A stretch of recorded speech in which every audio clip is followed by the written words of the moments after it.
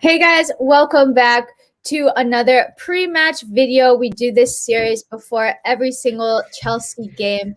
And yeah, I'm feeling I don't know how I'm feeling about this game. I'm actually quite nervous because it's massive for us. We need to win this in order to get back into the top four and just like try to make it, like things a little bit easier on ourselves, especially after that awful loss to West Brom. How are you feeling about this game, Jay? I don't. I really don't know. When you Naturally, question it, that's when I know it's like, because usually you're like, yeah, naturally fine. quite confident because I really don't think Palace are very good. They have the oldest team in the league as well, which I don't. Fun Yeah, fact. by quite a long way.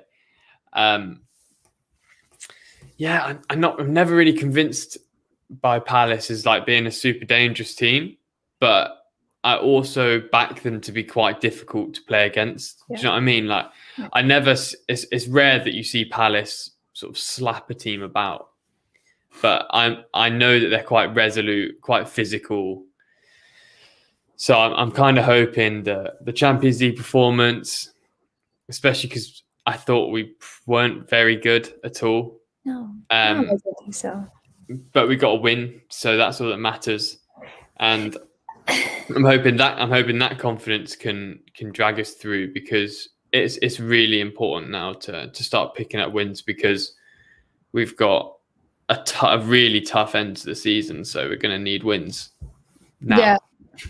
I didn't want to be too, pessimistic because we did win against Porto, but I felt that it was due to like individual brilliance by Mount and by Chilwell, both of those goals, but the overall team performance was not great. And I feel like that's something that we've kind of seen that we've been getting bailed out of a couple of games in the Premier League or just getting draws because there's no individual brilliance in, like, you know what I mean? Like, people aren't stepping up and scoring these wonder goals.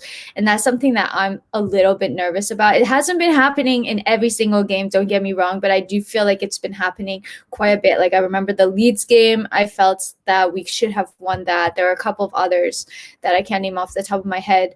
So I'm going into this feeling a little bit nervous, like, where are the goals going to come from? Because I saw this like crazy stat today that I think like only one goal in the Tuchel era has been scored by a striker, something like that. It was like really crazy. I think Mount has scored 5 goals under Tuchel so far, and like 5 and 15 or something ridiculous like that. Jorginho scored a handful of penalties. But other than that, I'm like, we have all these great attackers, but it just seems like it's not quite clicking, I don't know who's going to score.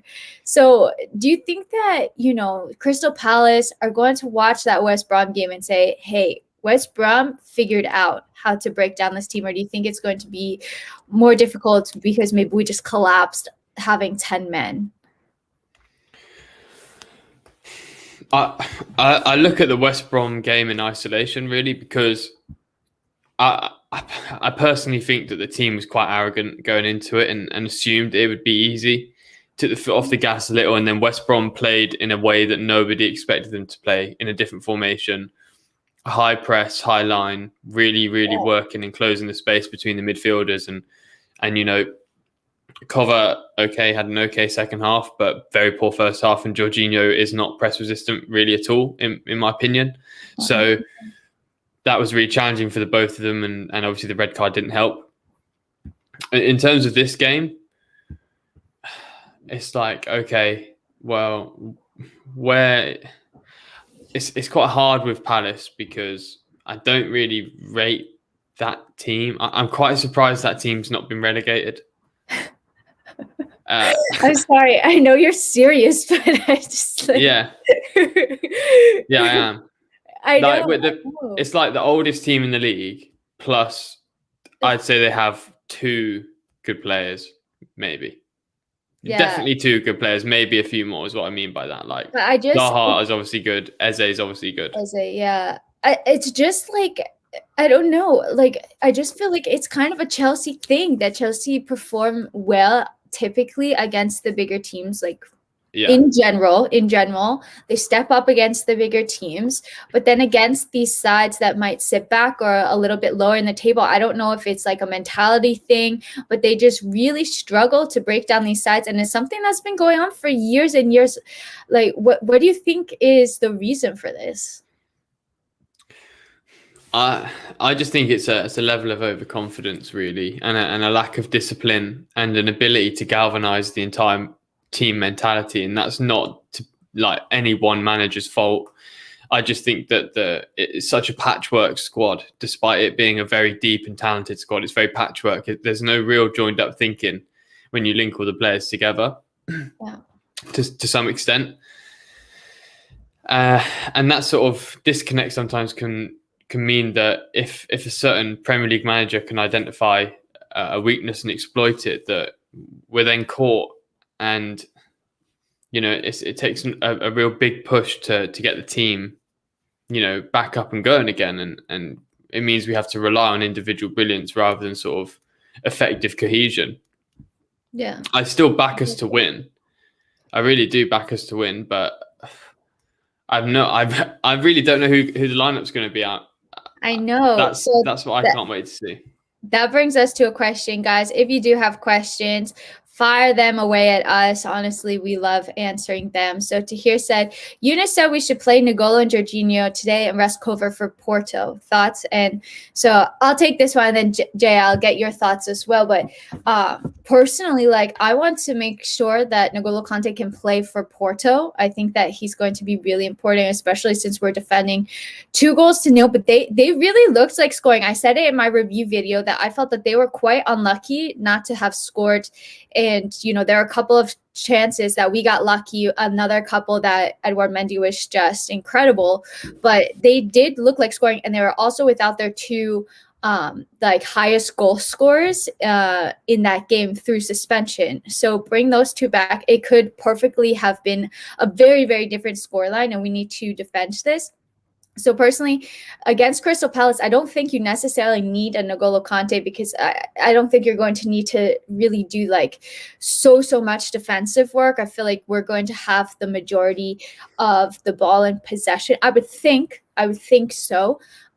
So for those reasons, I would probably rest N'Golo Kante. I want to see him start versus Porto, and I would maybe you can play. I want to see Billy Gilmore in the starting 11. Honestly, he hasn't been getting any minutes. It would have been more beneficial for him to go out on loan at this point, because I thought he would at least get minutes against like teams ranked lower in the table. So I would maybe do like a Gilmore and Jorginho and play Kante and Kovacic for Porto or something like that. I don't know. What do you think? I'm so happy you said that, because I get accused quite a lot of having an English bias. And that's not at all. It's not at all the case. Having an English bias as well, and I'm like, I'm American. You can't pull that card on me. Do you know what's mad? Like, I think a lot of like, unless you're part of like a certain online community where you rep or back a specific player, I would argue that it's generally the season that Mount, Reece to some extent have been, really outstanding players. Mount especially has been head and shoulders the best player in the team, and that's why he gets spoken about a lot. It's not necessarily an English bias. As Chelsea fans, I don't really think there's much of a thing as English bias, because we're very, open to new players coming in, and that's kind of the way it is. I would love to see Gilmore play as well. I don't know whether he will. I also agree with you. I'd like to see Kovacic and Kante play in the Champions League. The defence, I don't know whether Thiago Silva will play. I imagine it might just stay the same, and that's probably warranted. But I can see for Porto or not today. But he can't play because he's suspended. Yeah. No, that's what I'm saying. Yeah, so the defence is going to stay the same. Maybe Zuma comes in. I don't know. Maybe that's the only thing that I could really see changing. He has been changing a little bit, like Zuma for Rudiger, just like every couple of games we've been seeing it. There's no rhyme or reason to it. It's been quite random. But, yeah, I still think Rudiger's better in the back three. Yeah. So it's all about who he picks as the like attacking triumvirate, as it were. Who's it going to be? That's what the debate is around. I don't have an English bias, but I said mine would be Cho, Tammy, and Mount. Yeah, I said, But who I'm did happy I for say? Havertz to I be in said there. Cho, Tammy, and Pulisic, just because I was thinking like rest Mount for the port. Like he doesn't really need rest, but I was just thinking like perhaps we're going to see a little bit of rotation. But I actually posed this question on Twitter yesterday, and I got almost 60 responses, and I felt like everybody had a different starting front three, which I think just speaks so much about like how many options we have, but how undecided everybody is about what the best front three is. And that leads me to a question from Andrew. He says, why is our top goal scorer of the season and top goal scorer of the UCL campaign not playing regularly this season? Who's our top goal scorer? Is it Tammy or Giroud? I assume he means Tammy. Yeah, Yeah, Tammy. because I wasn't sure if he scored any. Because I was thinking Giroud has like the hat trick or the 4 goal. Was it 4 goals against Sevilla? Yeah. Giroud's the top So scorer in the Champions League, and I think Tammy's still oh, maybe okay, scored the yeah. most I this was season. thinking Yeah. this like the same person, but it's not. Yeah. What are your thoughts on the comments that Tuchel made about Tammy basically saying I'm not going to look at performance from the past, from the earlier in the season before I was here. I'm just looking at what I've seen, and he's basically said he hasn't been good enough. What do you think about that? And you think we're going to see Tammy today? Do you want me to read you the lineup? Oh, we got the lineup. Yeah, read it to me. Okay, so Mendy, Yeah. Aspi, Zuma, Okay. Christensen's got an injury. Yeah, really. And it's his birthday, so maybe that's like a Neymar birthday injury. So Mendy, Aspi, Zuma, Rudiger, Hudson-Odoi as a wing-back, Jorginho, Kovacic, Chilwell, Pulisic, Havertz, Mount. So Puli, Havertz, and Mount up front. Pulisic. I'm happy that Hudson-Odoi is on the pitch. Yeah, me too. I just want to like visualize this here for a second. Abraham Tammy's on the bench.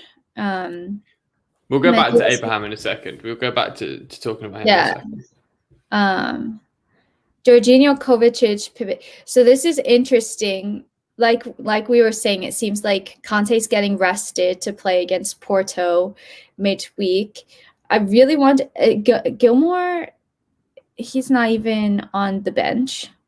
I really don't understand that. That's another one that I really don't get. Chilwell, Pulisic, Havertz, Mount. I'm happy for Pulisic. I hope that he plays well.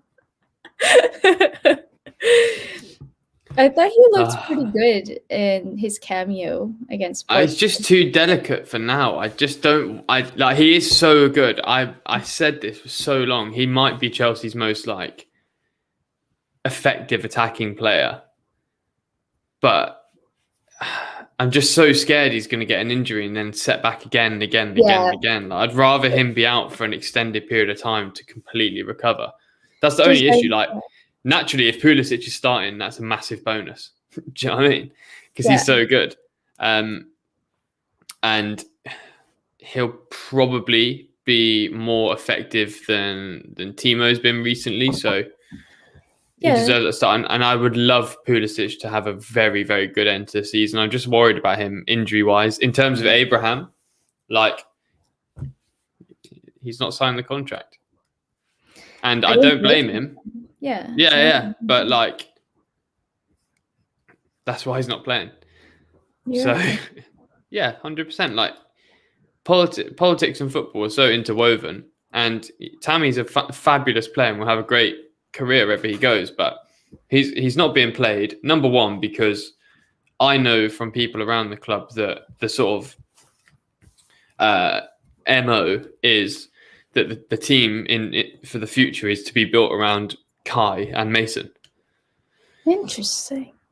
So, which seems fair. I think Kai is a wonderful footballer, and I think Mount is also a wonderful footballer. Tammy, I don't think he's a particularly Tuchel-esque player. And that's maybe where he falls down a little bit. And you know, I rate him because he's been brilliant for Chelsea and can leave if he wants to leave his head held high, really. We shouldn't build our team around anyone. Oh, It's right. interesting. I do understand that. I don't know if I agree, but it's an interesting idea, complete fluidity. But then you could just get the argument, well, there's no focal point or drive, and I Yeah, don't know how that would work. I feel like every team probably has a couple Yeah, of almost players. every team. Yeah, City So sometimes don't, but screwing me in FPL. So what yeah. do you mean by like a Tuchel-esque player? What do you think that Tammy's missing to make him like a real threat under Tuchel? Well, I said this for ages, and people before I get criticism or whatever. I love Tammy, and I said all season he's Chelsea's best striker, but he plays like he's 5'9", he's 6'5". Like he's Looks fine. genuinely he's very yeah, he's very poor in the air for someone that tall. He's Yeah. also physically not a threat. His technical ability in terms of footwork is much better than people give him credit for. I do believe his movement in the box could do some work as well, but he's actually quite good at that. However, it's if you look at what Tuchel's done with Chelsea specifically, if we look at this issue in microcosm, every time we play a front three, that all those players on the front three sort of drift. There's no sort of rigidity in that front three to some extent. There is, but it's not quite, it's quite elastic. And Tammy does not offer you that ability. And if he's not going to do that, then he has to be able to drop deep and bring players in and real link up. And Giroud can do that, but isn't perhaps quite as mobile. And Tammy, I don't really believe he's a very good sort of player to link up with, because again, his hold-up play is not too good, and I don't think he's an amazing passer either. With Tammy, he's a strange player because I don't really see him as a specialist in anything, but I also believe him to be a very good player. Yeah. And I can see him having a very solid sort of between 12 and 20 goals a season at a Premier League club. I don't think that's out of the bounds of possibility because he's done it at Chelsea. And it's just, what do you do? How do you fit him in? I believe he deserves the chances, but if Tuchel's not going to give it to him and he's not going to sign the contract, which is not exactly pleasing the club, then he's probably deserves to go somewhere where he is going to play. And that's been my argument with loads of players in this team. Like, usually when I say I want to sell a player, it's not because I don't rate them. It's just because I think they could have a better career for themselves elsewhere. Yeah, and Tammy happens to be one of those players. I think that's the thing with Tammy as well. Like, I don't think any of us can really blame him for not signing a contract, because we know like the club is still even interested in bringing in another striker. And it's like, okay, well, at that point, you've already Brian Werner and Havertz.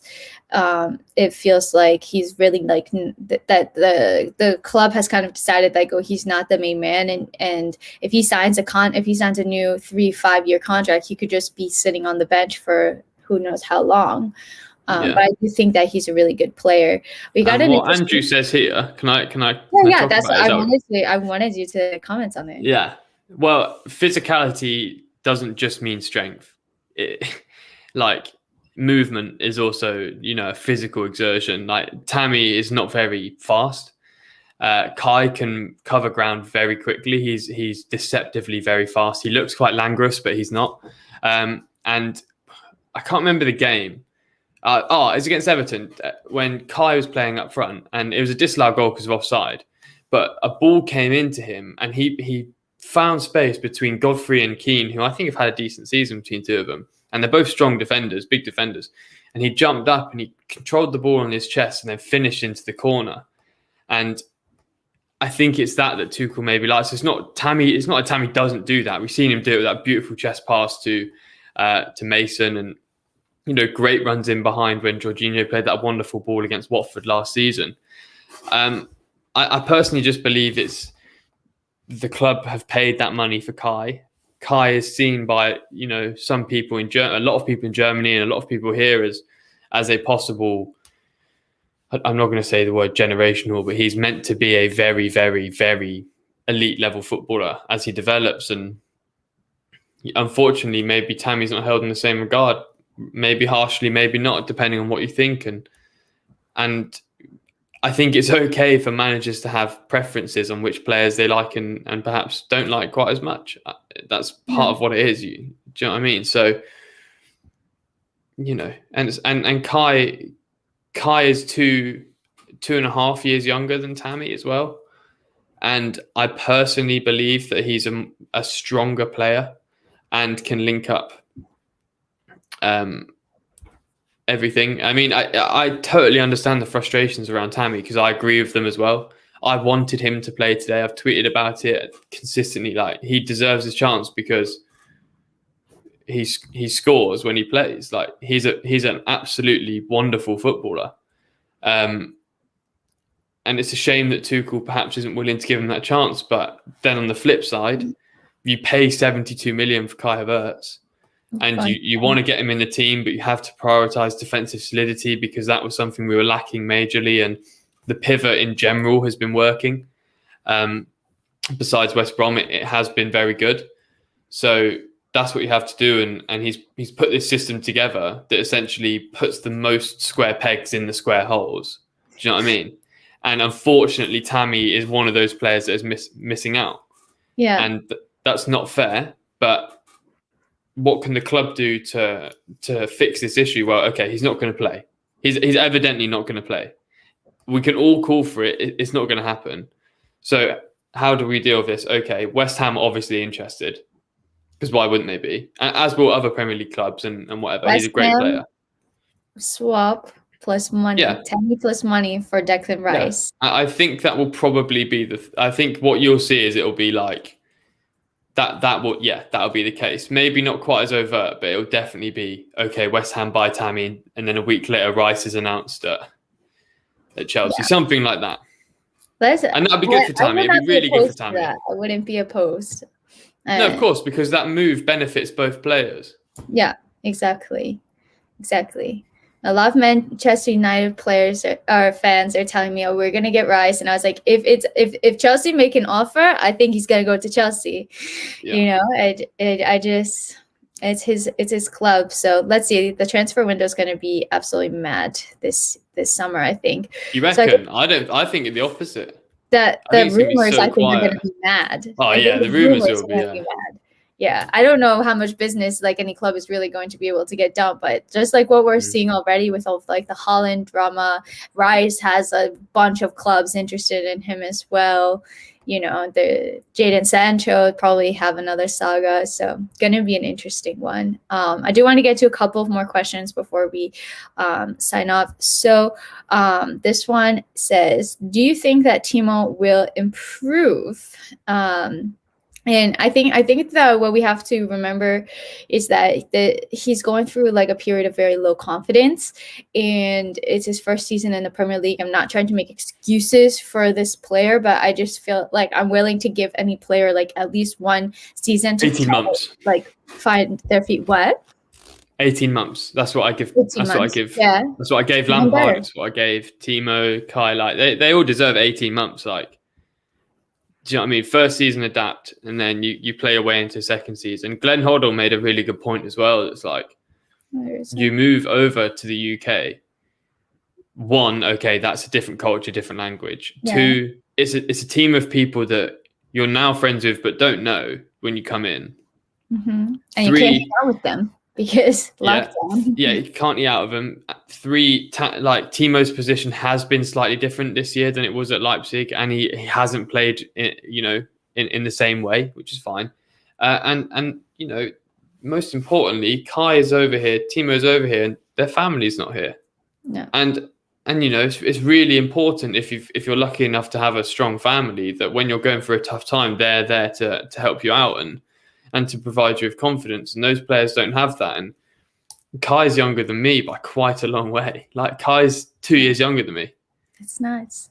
I couldn't imagine it. Like when I moved to Spain, it was the most difficult time of my entire life. And I was so sad. Yeah. I didn't understand anything. My brain just hurt all of the time from hearing Spanish. Like I can't even imagine having like all of the newspapers and all the journalists and just the limelight on you. It must be so difficult. And then that pressure to perform. So, I honestly, like, I feel for them and I understand it a lot. So like you said, you also have a new manager coming in halfway through the season, a new system. Like, I feel another big part of it is not having that set front three. Like, I understand having to rotate because there's a lot of games, but I also feel like there needs to be some sort of consistency. And I don't think we've even seen the same starting 11 since Tuchel has been manager. It must be pretty difficult to try to build chemistry with players when you're not playing with the same players consistently week in and week out. You know, if you look at, I know that City is kind of an anomaly, but for example, Liverpool were playing with the same front three for the longest time. And I don't know, I think it must be really difficult for them. But, oh man, we're getting some interesting comments in here. I really like your channel, you know. I like your comments and your people that watch you. This is like one of the nicest places to be as a guest. I try to. Everyone's very balanced and open to ideas. Yeah, it's nice. James goes, has Declan Rice done any Royal White Basmati with his advertisements yet? Wait till he finishes his football career. He'll be like Gary Lineker, but for like packet rice. Good. Samara says, I agree with Andrew. Rice is a kind of player who doesn't really fit in Tuchel's plans. What do you think about this? I feel like we kind of need that player, especially with N'Golo Kante aging. I feel like, I don't know, Jorginho could leave this summer. We really don't know where he stands. He's been touted to leave basically every summer since he's joined. You know, Kovacic as well is kind of on and off. What do you think? I believe that the club now need to start making player decisions not based completely off of a manager system, because that's how we've ended up in the scenario we are, with such a patchwork squad of players that primarily fit a manager system that aren't here. Like Alonso under Conte, amazing. Alonso now, Alonso as a defender, oh. Do you know what I mean? Jorginho under Sarri, wow. Jorginho under Tuchel, pretty decent. Yeah, I rated him. Jorginho under Lampard, not at all. Didn't think it worked. Didn't really connect with me on that level. And there were other players, you know, dotted around. Kepa, Rudiger's now back in. He worked fantastically in a back three under Conte. Lampard, not so much. Tuchel, okay, it's working again. It doesn't. That's a sense. That's not maybe the joined up thinking we need. If the board have a plan, then they should implement the plan, and the manager is good enough to get it out the players. And also with Rice, like, no player has played more Premier League minutes since 2017 than Rice. It's nuts. And he's again younger than me and captain of West Ham and hugely underrated in terms of a passer. His technical ability is incredible. His chest control is out of this world. And he like tackles and interceptions. He's an absolute boss. So it works because Jorginho, I believe he has okay defensive performances, but he's not a defensive midfielder. He's a deep line playmaker that, and Kovacic is not a defensive midfielder. Kovacic is brilliant at being press resistant, but he's not a defensive midfielder, and Rice is exactly that. And Kante is a defensive minded midfielder, but he's not like a rooted player, whereas Rice has the ability to expand the play of long passing, but also sit back, make the tackles.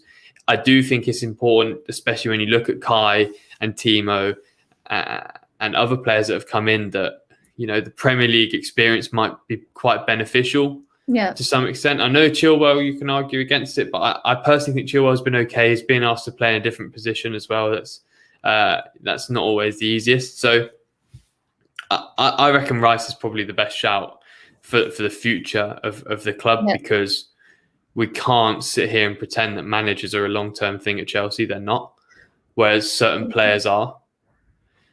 Yeah. And that's the way we need to think, because we need to be very real that since 2003, once has a manager lasted longer than 3 seasons. That's it. That's insane. Do you know what I mean? That's it's going to be close to 20 years where that's been the norm now. So at what point do you realise that maybe the board and the hierarchy need to think about building the squad and then bring a manager in that's right for that plan. Yeah. I think is probably the best way to go. But Tuchel's doing excellently, and if he continues, there's no reason why he shouldn't be backed in terms of talent and players. But I reckon he'd probably quite like Rice. I think he'd be quite good for him. So who knows? You say it so well. I don't even have anything to add. I just wanted to get to like a couple more comments and then Yeah. I'm in no rush. Do whatever. Oh, cool. Okay. So Sammy says, no one really talks about Chilwell. What do you think about him? And then he clarified so far under Tuchel. I think like he was having quite a difficult time, to be honest with you. I didn't think that he was having good performances. And at one point I was kind of like, well, I'm not really bothered who plays between him and Alonso. Like in the long run, I want to see Chilwell because Alonso is older and Chilwell is a very good player.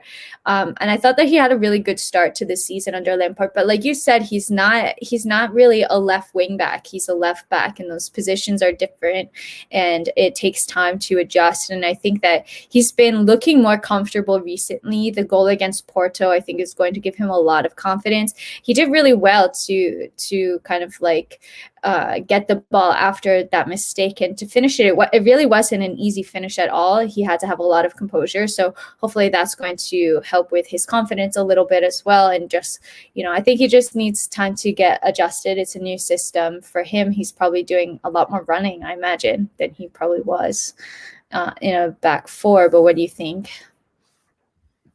Yeah, I agree with you. Like, people need to understand as well that Brendan Rodgers operates a very effective, solid and well-run system that has the ability to adapt in game, but the system itself is quite rigid, and Chilwell's played in that rigid system, and he comes to Chelsea, which at the best of times is a turbulent club, and goes through a change in management where he's very close to one manager and is now just another player in the squad to Tuchel. That's not an issue, but that's just part of what it is. That he has to learn to play a new position and be a serious attacking threat whilst also being defensively sound. Wing back is not an easy position to play. Yeah. And I have a slight bias and preference for Chilwell. I really do quite like him. I don't know why, but I do. So, but Disney prince, honestly, like if I had to imagine what a real life Disney prince looked like, it would be Ben Chilwell. That's quite a compliment, I reckon. But, yeah, it is a compliment. I'm willing to admit my preference for him. I like him as a player. I think he'll be good. It just takes time. Like, Chelsea fans are quite impatient, and it's not necessarily their fault. It's the culture of the club, but you gotta wait, just see how it goes. Do you know what I mean? He's still going to be here next season, and probably the season after that. So exactly. Just wait a bit. Yeah, he'll be all right. We've got a funny question from James. He says, did it feel weird when Chelsea players started to become your age or younger? So, Jay, you're 23, right? Yeah. You're 23. I'm 26. So I already feel like really old on Twitter. I feel like the grandma of football Twitter, honestly. 26. And I think I'm the same age as Kovacic. So there's a ton of players that are a lot younger than me, and I'm like, wow, you just accomplished so much and you're so young. I can't even imagine it. But Jay, you're around like probably like an average age for a footballer in Chelsea. So I just think like we live in a world where people prioritize certain skills more than others. I mean, look at you've moved country and learned a new language, and that's utterly unbelievable. But because you're not a footballer, it's not quite as prized a skill. Like, I think everyone's doing well. I'm doing perfectly fine. I actually got a new job that I start next week, which is very exciting. Congrats. Thanks. Everyone's doing fine. And with Chelsea, like, I don't care how old someone is, just play the game. Like, it doesn't bother me when players are young. I just want the team to do well. I don't ever think like, oh God, I wish it was Mbappe, because why would I do that? I don't wish it was Mbappe. Like, I just want the team to do well, and I never think about like players' age, because it's like so relevant. Do you know what I mean? Yeah. It's just, what's the point? Like, if you start being bothered by players being younger than you, and that's really odd. That's such an odd thing to think, isn't it? It's just weird. And like, wow, they're just starting out in their career. And also they're like my age is about to enter their prime. I'm like, oh, I'm getting old. But you've got players like Moukoko at Dortmund who's 16. He's playing for Dortmund. It's like, well, he's younger than most people, so it's never really an issue. It's never an issue. That's ridiculous. It's good stuff. No, man. So, Jay, final thing, score prediction for this game. How you going? I think it'll be 2-0. Ah, that's what I was thinking as well. And who are your goal scorers? Who do you think? I think Pulisic will score, and I think Mount will score. Okay, I'm trying to process who's playing. Who's starting? I'm gonna go for Pulisic and Kai Havertz just to be a little. I would love Kai Havertz to score. I would love Kai Havertz to score as well. I would love Pulisic to score. So, Jay, thanks so much for joining yet another episode of our pre-match reaction. Match is about to kick off in about 30 minutes or so. So, very exciting time. And yeah, you have a stream coming up, a live stream, right? Yes. Yes. Soon. So 15, 20 minutes or something like that. I don't know. Around then. If you want to watch, come and watch at Chelsea Social. I mean, just type that into YouTube if you fancy it. If you're watching the game and you don't want to, then also that's totally fine. Freak out and Jay just be chill and probably have a crazy reaction too. I promise you, the group chat has already been there's a certain individual who we both know has been complaining about the lineup because it's lacking a certain player. So I wonder who. Yeah, me too. So I'm sure it will open with moaning and it'll be quite. I don't think it'll be a particularly exciting game. You're really. I really don't. Yeah, you really. No, honestly, I think it's going to be such a boring game. If the game's boring, that's better for us because then we can talk about different things. So if you are bored by the game, come and join us. Do you know what I mean? All right, that's a spin that we're looking for. So guys, thanks so much for watching this video. Make sure to subscribe to my channel if you don't. Drop the video a like, helps me out so much. And I'll be putting up a match review video after the game. Hopefully good things to talk about. Hopefully Chelsea can get a win. So thanks again for joining, and until next time, I'm out.